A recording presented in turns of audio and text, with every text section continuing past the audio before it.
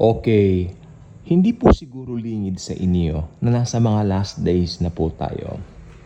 Marami po mga aral, marami tayong maririnig ng mga turo, katuro ang nagsasabi, hell is real, di ba? Actually, inahanap ko po, meron po akong, hindi ko lang po sure kung DVD ba yun o video CD. Hindi mo magkaiba po yung video CD sa DVD. Hindi po magkaiba po yun. So, naalala ko dati pinagpasapasahan pa namin yung DVD or VCD ba yan? Nakalimutan ko na.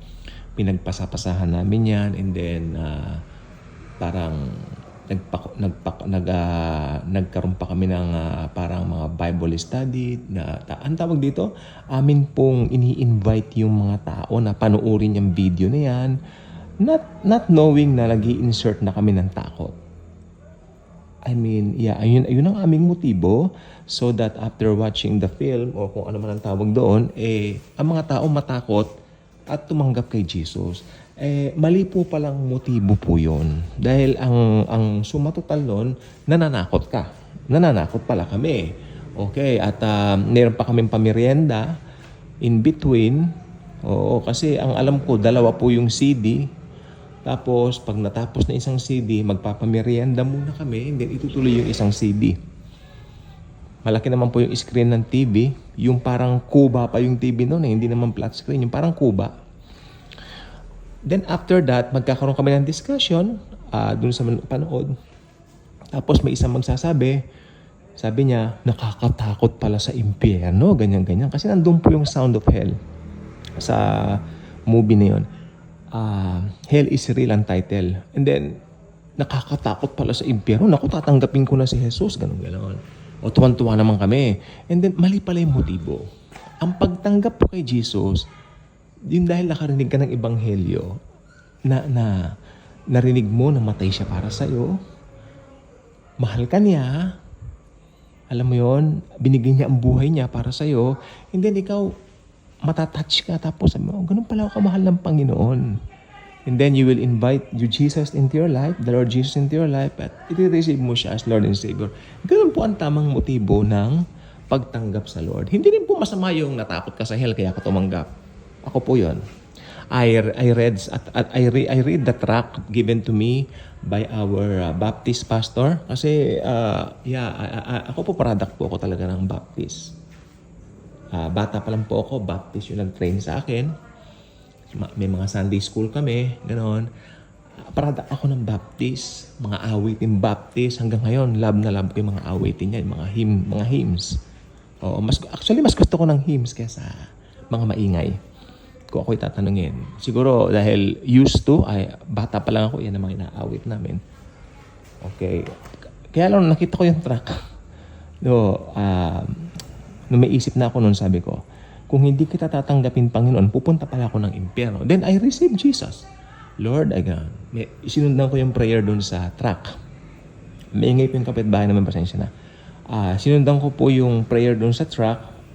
I invited the Lord, Jesus Christ, into my life. Yun na. Nagsalamin ako, pareho pa rin naman yung mukha ko. Di ba? Nagsalamin ako, siya pa rin ang buhok ko. Pareho lang, wala naman nagbago. But, ito po, dati po kasi tayong palamura. Palamura po ako. And then, nung napansin ko, yung pagbumura ko naalis na. Kung hindi man naalis, unti-unting natatanggal. Halimbawa, nabagsak ko yung ganun agad. Hindi ko natutuloy na. Nandun na yung Holy Spirit, kumikilos na.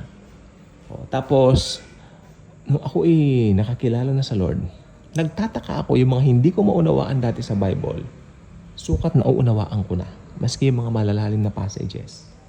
King James, kasi King James yung Bible namin, malaki dito yan, dito pa rin Ang tawag namin sa Bible na ito, yung matandang Biblia. Matandang Bible.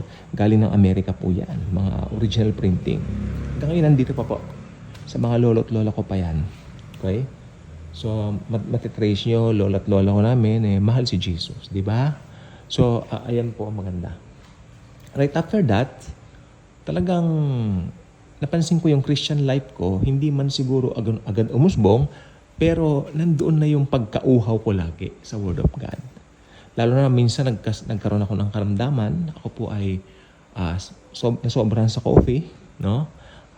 nagpapalpitate ako, ganyan. Aba, wala akong hawak, kundi Bible. Pero that time, I decided to bought a Bible. I bought a Bible sa PCBS, hindi po King James.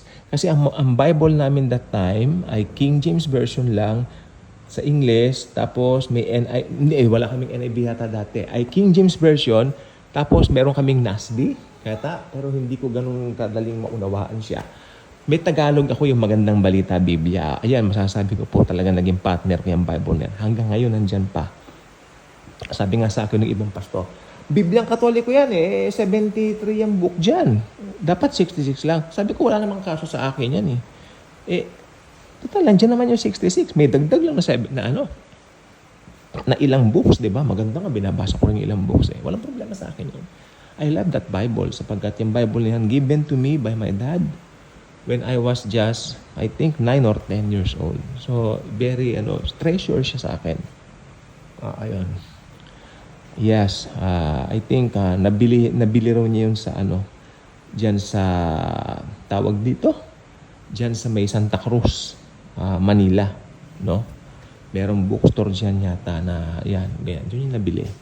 Kaya sabi ko po sa inyo kapag ka naging believer ka na ng Lord, may unawaan mo na yung mga mahirap na unawain sa kanyang salita. Ayun. So, mabalik po tayo dun sa usapan po natin. Ako po ay during that time, nung ako po ay parang nagkaroon ng palpitation, bumili po ako sa PCBS ng Bible na New Living Translation.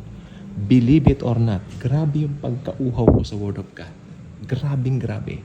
Kasi meron akong dinaramdam. So, talagang alam ko, ang Panginoon lang ang maasahan ko. Diba? Dumating pa nga sa point na pag nandito ka lang, Lord Jesus, gagaling ako agad kasi yung assurance manggagaling sa bibig mo. Pero yung pala, sabi nga niya kay Tomas, mapaalad ang mga naniniwala sa akin. Gayon man, kahit hindi nila ako nakita, naniniwala sila. Kaya sila mapalad. Kasi tayo to see is to believe. Parang ganyan ako dati. Lord, pag nandito ka, gagaling ako kasi maniniwala ako doon sa sasabihin mo. Nandito ka, ikaw magsasabi sa akin. Pero hindi. Ang Lord pala, gusto niya, atin siyang basahin sa Biblia. Doon natin siya makilala sa Biblia. Okay? So, napakaganda na nagbabasa lagi tayo ng Biblia. Ito na po ang point natin ngayon dito sa ating hell is real na ating... Totoo po ang hell. Ang hell ay destination po ng mga tao na nag-reject sa gospel. Ang tao, makinig pong mabuti, hindi pupunta ng impyerno dahil sa makasalanan sila. Ha? Naku, baka awayin niyo po ako. No. Pupunta sila ng impyerno dahil ni-reject nila ang gospel. Kasi tignan niyo po, ang lahat ng tao pinanganak sa kasalanan. Amen? Walang matuwid, wala kahit isa. At ang makasalanan, hindi pwedeng pumunta ng langit. Kaya automatic, lahat tayo, pinanganak tayo under sin, lahat tayo papunta ng impyerno. Di ba? Bakit papunta ka ba ng langit? Nung baby ka pa lang, pinanganak ka, pupunta ka ng langit? I don't think so. You are a liar pag ganyan. Hindi po totoo yun. Pinanganak tayo, all have sinned. All fall short in the glory of the Lord, Jesus Christ. Kaya ang Lord Jesus Christ naging tao. 33 years He lived. Parang tayo, para mamatay sa krus ng Kalbaryo. Alam naman natin yan, di po ba? After that, nabuhay siya magmuli. Amen? At ang sino mang maniniwala sa Kanya, magkakaroon ng buhay na walang hanggan according sa John 3:16. Okay, ngayon ito po ang siste. Ang pagpunta ngayon ng impyerno dahil ni-reject ang gospel. Hindi pumunta ang tao sa impyerno dahil gumawa siya ng masama. Hindi pumunta ang tao sa impyerno dahil ganun, masama siya, bad siya. Dahil siya ay nagpo-porn, siya ay nagmamasturbate, siya ay ganito, ganyan, gluttony, matakaw siya. Hindi ka pupunta ng impyerno ang mga bagay na yan. Kriminal siya, masama siya. Diba? Mamamatay tao siya, pumapas lang siya. Kaya pupunta siya ng impyerno. I really don't think so. Ang pagpunta po ng impyerno, isa lang po ang reason dahil nireject ang gospel ni Lord Jesus Christ. Period. Sa kabilang banda, tignan natin yung magnanakaw na katabi ng mahal na Panginoong Jesucristo the moment He gave up the ghost. Bago namatay ang Panginoong Jesucristo, nakapagsisi yung magnanakaw na katabi niya. Pangalanan natin itong Dimas. Okay? Panginoon, alalahanin po sana ninyo ko kung kayo ay pupunta na po sa inyong kaharian. Ang ganda ng tugon ng Panginoong Jesucristo. Mas gusto ko sa English, I'm telling you today, you will be with me in paradise. In Tagalog, sinasabi ko sa iyo, ngayon din, kakasamahin kita sa paraiso. So dinala niya yung paraiso, sa paraiso yung magnanakaw. The moment na matay ito.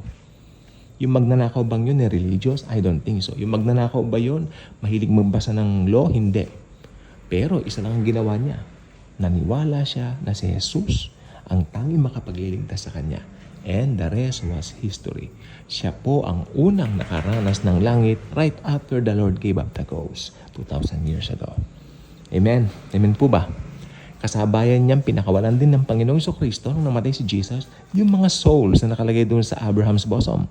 Sapagkat ito po yung mga Old Testament saints. Pinakawalan ni Jesus mula sa Abraham's bosom at dinala niya sa third heaven. Okay.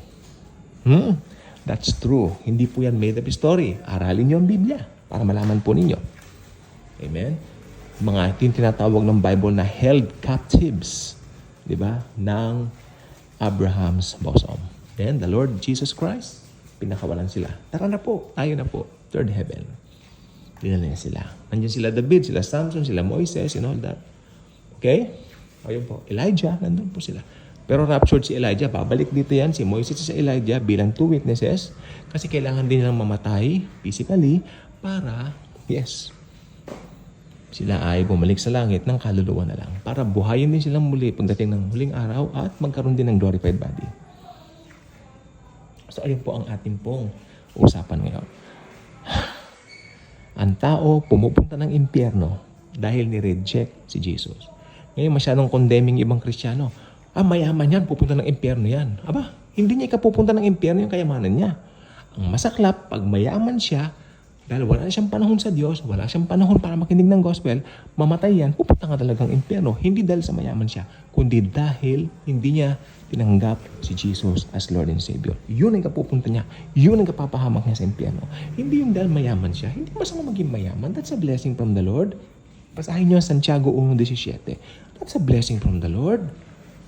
Amen? Lahat ng magabuting bagay galing sa Diyos kay Jesus Christ. That's not bad. I don't think so na bad yan. Maganda po yan.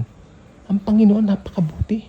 Huwag natin siyang igaya sa isip natin mga tao na parang tayo masyado tayong condemning, limitadong isip natin. Gusto mo limitahan na rin ang isip ng Lord. Hindi po pwede yun, di ba? So, yun ang dahilan. Ba't pupunta ng taong impyerno? Because of rejecting Christ. Yun lang po. Bye-bye.